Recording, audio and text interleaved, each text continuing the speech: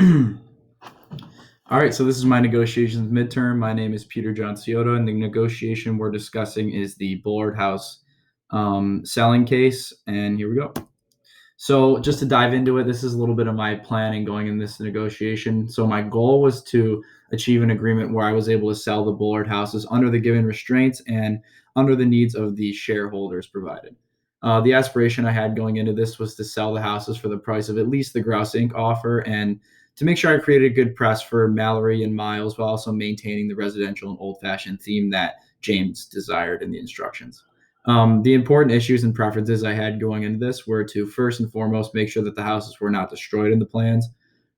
Second, limit commercial use as much as possible. Third, create good press for the family. And then fourth, it was instructed that we would prefer cash and just to in general reach a good selling price. My BATNA in this case would be either the Grouse Inc. offer or the Wimbledon offer based on their financial readiness and their flexibility to be able to kind of work things out based on the plans. Here, a kind of deal breaker for me would definitely be if there were any plans to destroy the houses or any clear indication that they would be going fully commercial. So here's some key strategies I had going into the negotiation. First and foremost, also, I wanted to focus on the history and the family value of the Bullard houses, and I wanted to really make it as sentimental as possible to connect with my counterpart. Second, I wanted to highlight the potential loss of missing out on such a historic and unique property. Third, I wanted to make any commercial concessions that I was making seem like a very large concession. And then fourth, I wanted to really just make it a win-win situation when trying to create good press.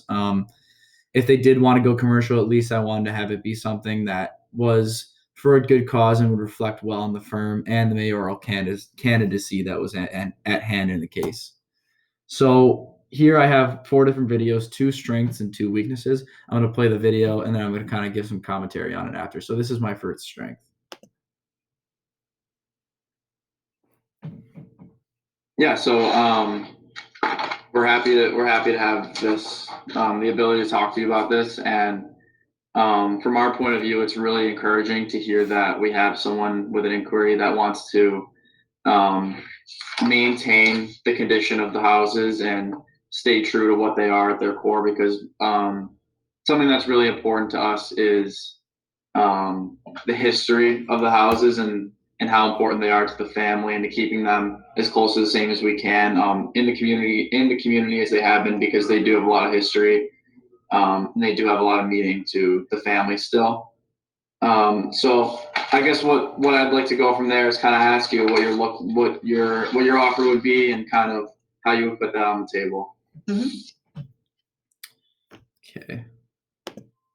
So here is kind of where my first talking point of the negotiation is, and I really thought I could use this clip as an example of some things I did well and as an example of some of the strategies I was using. So first, in terms of strategy, I really wanted to focus on family history and the value of the Bullard houses, specifically the sentimental value. And I try to do this by speaking with a soft and personable tone to make a really good initial connection in the negotiation and to make the houses seem like they had really that sentimental value. And I think I really did a good job of speaking with that soft tone and connecting with Nick.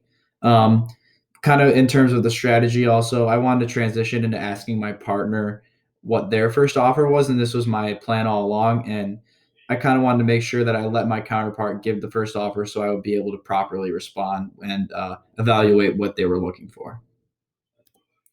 So here's my first weakness that I identified.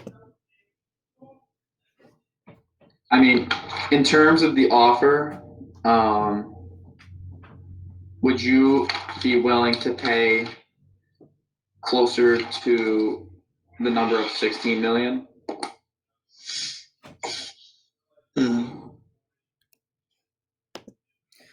So I wanted to bring this up as a weakness. So this was my counter offer to Nick's initial offer, and I thought it was a weakness because I really didn't see that I was particularly strong enough on my counter offer. I asked for 16 million and had the opportunity to claim more value, as we saw after kind of talking about this case. Um, and if I had gone higher here, it would have led to one of two positive things happen, or even both. First, First and foremost, I could have made more money if he said yes. I could have just claimed more value if he had said yes. Second, maybe it would have made the deal more difficult if I had kind of reached for more to the point of where we reached a no deal. And at that point, I would not have sold the house to someone who had different intentions than they were saying and was kind of lying about their intentions, as we learned after. Um, and I think in general, just the weakness was that I really wasn't confident in the way in which I presented my offer. My body language here really wasn't that great. I was leaning on my hand, kind of covering my mouth, and just really not being firm on what I was looking for. Here's my second strength. Those all sound good structurally. So I guess like if we were going to write up a contract, I'm just going to write it like um, we would have structural agreements.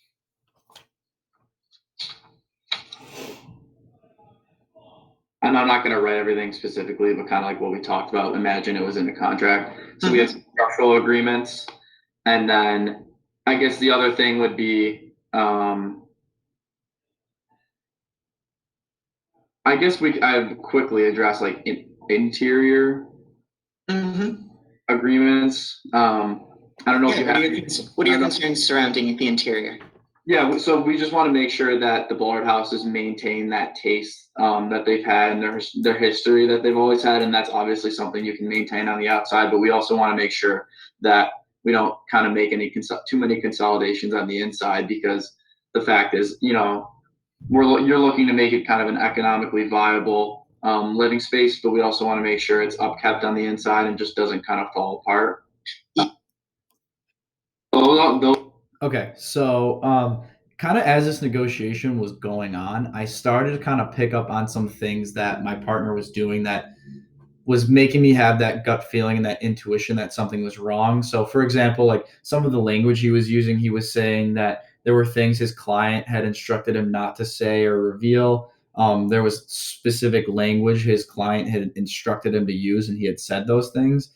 And that was kind of really making me think to the point that I couldn't make a deal where it was just a handshake agreement. I really did have to have something written down in a contract that was binding that we could go and base this off of. And so, kind of the strength that I'm identifying here is that I was beginning to put together a contingency contract really without even realizing it. And I was presenting to my partner the concerns that I was having. And here, more specifically in this video, I was clearly explaining the contingency contract in a way that was both understandable and direct so that my partner understood exactly what I was looking for. So he knew that I wanted things in writing. He knew that I wanted that agreement, so I could make sure that nothing happened that wasn't in the best interest of the Bullards. So here's my fourth and final clip and my final weakness.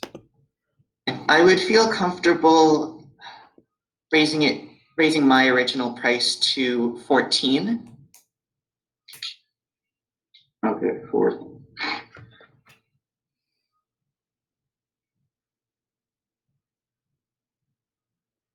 Okay. So just gonna check some stuff.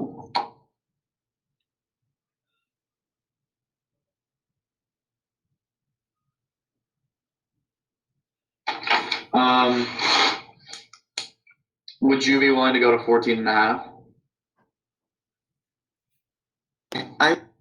Okay, so here I really think the biggest problem for me and where I really saw weakness was the fact that I just took too long to respond to the counteroffer that was presented to me by Nick.